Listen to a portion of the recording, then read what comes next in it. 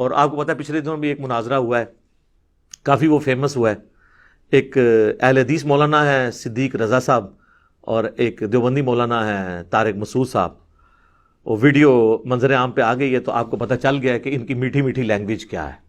مفتی صاحب ایک minute ٹھہریے God please, ایک منٹ ٹھہریے گا. اگر اس کا یہ مطلب نہیں ہے جن مفسرین نے یہ مطلب بیان کیا انہوں نے غلط بیان کیا. دیکھو بھاڑ میں جائے مفسرین کی، دیکھو بھاڑ میں جائے مفسرین کی، دیکھو بھاڑ میں جائے مفسرین کی، جو ہے نا ایک طرف. یہ تو آپ زیادتی کر رہے ہیں، جذباتی ہو گئے آپ، جذباتی ہو گئے.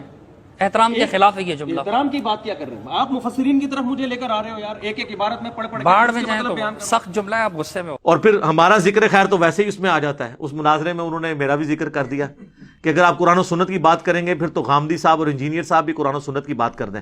تو ہم بھی یہ کہتے ہیں کہ ہر آدمی کو اگر آپ بے لگام چھوڑ دیں گے نا، جب چاہے جو چاہے حدیث اٹھا کے، تو غامدی بھی حدیث کی باتیں کر رہا ہے، انجینئر صاحب بھی حدیث کی باتیں کر رہے ہیں، پھر قواریت اس سے پھیلے گی. تو ہم بھی یہ کہتے ہیں کہ ہر آدمی کو اگر آپ بے لگام چھوڑ دیں گے نا، جب چاہے جو چاہے حدیث اٹھا کے، تو غامدی بھی حدیث کی باتیں کر رہا ہے، انجینئر صاحب بھی حدیث کی باتیں کر رہے ہیں، پھر قواریت اس سے پھیلے گی. اسلم طریقہ یہ ہے کہ جو قرآن و سنت پہ ریسرچ ہو چکی ہے انہی میں سے کسی ایک پر اعتماد کیا جائے اور دوسرے کو برا بھلا نہ کہا جائے.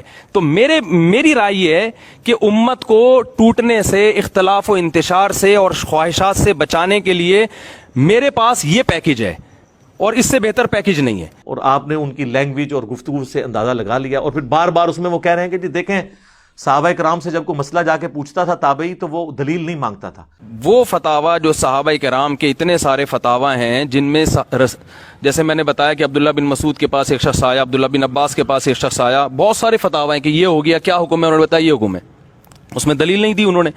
تو صحابی نے غلط کیا یا اس تابعی نے غلط کیا کہ بغیر دلیل کے صحابی کی بات کو فالو کیا انہوں نے؟ تو تابعی صحابی کے فتوے کو بغیر دلیل کے فالو کر رہے ہیں. اور درجنوں فتاوا ہیں مصنف عبد الرزاق، مصنف ابن ابی شیبہ کے، جن کو آپ بھی مانتے ہیں کہ ان میں بہت سارے واقعات ہیں. تابعی صحابی کے پاس آئے، انہوں نے مسئلہ پوچھا، صحابی نے مسئلہ بیان کر دیا، نہ دلیل پیش کی، نہ تابعی نے دلیل پوچھی اور تشریف لے گئے. سر دلیل اس لیے نہیں مانگتا تھا کہ حضرت عبداللہ ابن مسعود حنفی دیوبندی اور حضرت عمر فاروق حنفی بریلوی نہیں تھے، وہ دونوں ہی محمدی تھے، تو دلیل پوچھنے کی ضرورت نہیں تھی، دونوں نے ایک ہی بات کرنی تھی. دلیل وہاں مانگی جاتی ہے جب دو ڈیفرنٹ باتیں کریں. آج تو آپ حنفی امام حنیفہ کی جائز روحانی اولاد، چلے میں کہہ لیتا ہوں، دونوں آپس میں ایک دوسرے کو مسلمان ماننے کے لیے تیار نہیں ہو. المحنت پڑھ لیں، حسام الارمین پڑھ لیں، تو آج تو ہم پوچھیں گے نا بھی دلیل پیش کرو. یہ مثال دینا غلط ہے کہ صحابہ کرام علیہم رضوان، تو میں نے آپ کو کئی ایک احادیث نہیں پیش کر دی ہیں کہ صحابہ کرام علیہم رضوان میں جب اختلاف ہوتا تھا تو کس طرح وہ دوسرے صحابی سے دلیل مانگ لیتے تھے. یا ایھا الذین آمنوا اطیعوا اللہ واطیعوا الرسول، اے اہل ایمان اطاعت کرو اللہ کی اور اس کے رسول کی. اطاعت کرو اللہ کی اور اطاعت کرو اس کے رسول کی. وَأُولِي الْأَمْرِ مِنْكُمْ، اور جو تم میں اولو الامر ہے نا ان کی بھی اطاعت کرو. لیکن اس کے ساتھ اطیعوا نہیں آیا. اس کی حکمت اس آیت کے اگلے حصے میں کھل جائے گی کہ ایبسولوٹ اطاعت کس کی ہے؟ اللہ اور اس کے محبوب صلی اللہ علیہ وآلہ وسلم کی.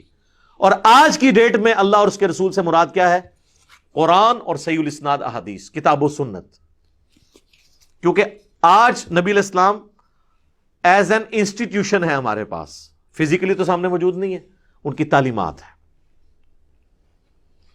حکمران کی بھی کرنی اطاعت، لیکن وہ غیر مشروط نہیں ہوگی، مشروط ہے اللہ اور اس کے رسول کے ساتھ. کیونکہ ساتھ ہی ذکر آیا فَإِن تَنَازَعْتُمْ فِي شَيْءٍ فَرُدُّوهُ إِلَى اللَّهِ وَالرَّسُولِ، اگر تمہارا تنازع کھڑا ہو جائے تو اپنے اس معاملے کو پلٹاؤ اللہ اور اس کے رسول کی جانب.